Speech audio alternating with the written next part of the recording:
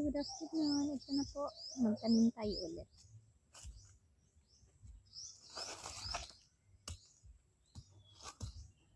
Good afternoon po. Magtanim tayo ulit ng mais. Part 2.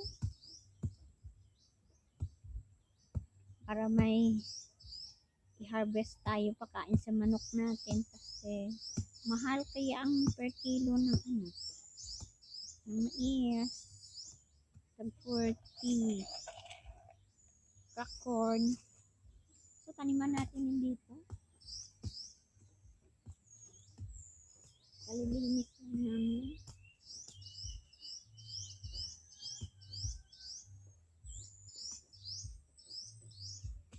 Tatlong piraso po. Hope you like it. Sana sundan niyo po ako. Pag lumaki ay